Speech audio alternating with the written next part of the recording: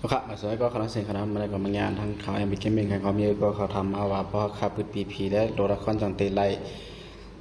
อยู่เสียขาขึ้นในคณะทำไว้คณะเขาได้มาตบในคิววิวโหในคณะอันต้องสุดใจค่ะเพราะขาตีปืนปีพีเฮทั้งตัวละครขานั่นไหนเขาขาต้องโลกับปืนอภิหันตั้งคณะสองอภิไปเต็มปักนะครับปืนอภิหันตั้งนะครับขาตี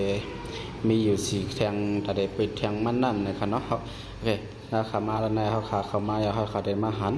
ปีพีต้องอาพีกันเนาะอาพีขนาดเมื่อเขาขาไปอะไรปืนนั่นนะเขาขาปืนขนาดตัวละครปันได้ก็ดีปืนอยู่เยอะก็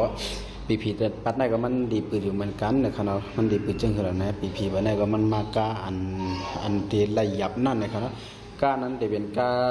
หันมุงดังหรือมันอะไรขนาดนะครับว่าปืนก็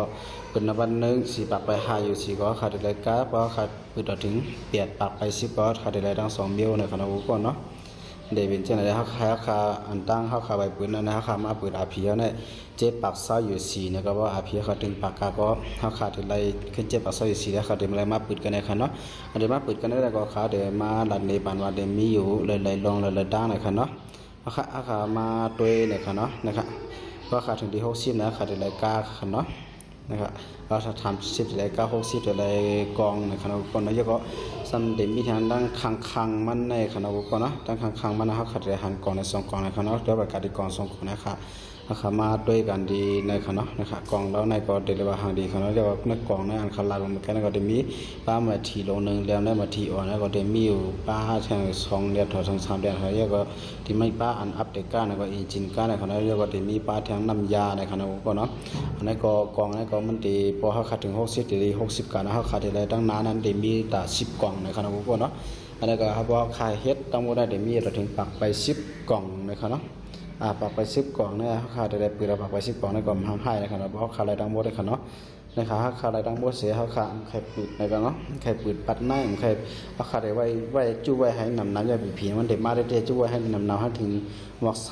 30-40 ปากอาจจะในคณะ1ปากในเขาขาก็มาปืนเอาปอระบบนั่นให้ในคณะเขาขามาปืนเอาฉะนั้นคณะว่าให้ฉะนั้นปืนคู่มันบอกเดี๋ยวฉะนั้นเขาขาจังมีเตอร์ตังเตอร์ไลเมตรีก้า5อันนั้นก็มาที5นะอันอัปเดตก้า5ฉะนั้นเขาจะมีที่ตั้งรายการเป็นอันนำมันคณะอันรับน้อแทนอันใต้ในคณะอันใต้ในก็มันเป็น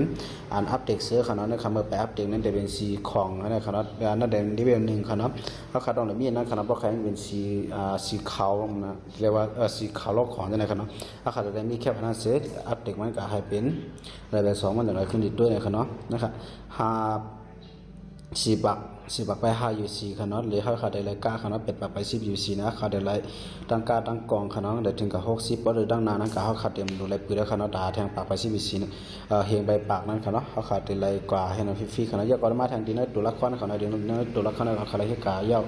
มือว่าในคณะนี้ด่าโหนึงในคณะพวกนั้นมาแล้วก็ทำอะไรครับก็เลยมาเฮ็ดในบ้านในคณะอันได้อันปืนก็ไรโยในคณะเอาครับว่าสังเกตว่าเขาคำนี้อยู่4ในให้ปืนตอนอันได้คณะอันนั้นยันว่ามันกาในคณะมันเป็น6ปักอยู่4ก็ในคณะนั้นในบันเดนะเขาได้ซื้อตัวในคณะซื้อตัวในก็น้องอยากได้มันบ่แคบกายค่ะซื้อตัวในเด่นซื้อตัวในคณะซื้อตัวในมันห่างดีในคณะเพราะตัวจะไหนได้มันห่างดีครับเพราะค่ะ1เหเข้ากับเลนตีในคันมันในคณะในบอยมันเนี่ยเดี๋ยวเลยว่ามันห่างดีค่ะคณะกูก่อนนะห่างดีเลยคือแคบนะคณะตัวมันเด็กคณะกามันสามารถเพราะค่าปืนในอันดองอย่างมันเขาขาดอะไรแคบแอดต่อมันในคณะแคบแอดต่อในก่อนมันก่อนเลยว่าซุ้มในคณะกูก่อนนะอันนั้นเดี๋ยวต่อจบปืนต่อวัดถึงอย่างนั้นคณะต่อวัดถึง60นะขาดอะไรอันเป็นอย่างนั้นคณะที่เราอยู่ที่40ปลายคณะนี้ก็จะเป็นมาซิมันนะคณะมาซิมิจะเนี่ยใครยิมจะมากูก็ได้เหตุการณ์คณะเหตุการณ์วันนั้นเพราะค่ะเหตุการณ์ใดก็ไปถึงโหเสาหาในคณะว่าไปเขาเข้าไปถึงเลยไปเสาหาเนี่ยเขาเหตุการณ์ก็จะเป็นเทียมในอันในคณะเทียมในนั่นเสียสามารถเขาเหตุการณ์ถึงเลยไปเสาหาอย่างไหนมันจะเพราะว่าเขาเหตุ1ปากนะครับเนาะเพราะว่าครับลายปาก50ไหนมันเดี๋ยวเรียกว่านะครับแค่เบ็ดดอกมันตัด15อันให้ในคณะกูเนาะมันเดี๋ยวแค่ดอกนะครับจะขึ้นเอาเฮ็ดสั่งลายเยอะก็เอาไปเฮ็ดจึงคือลายไหน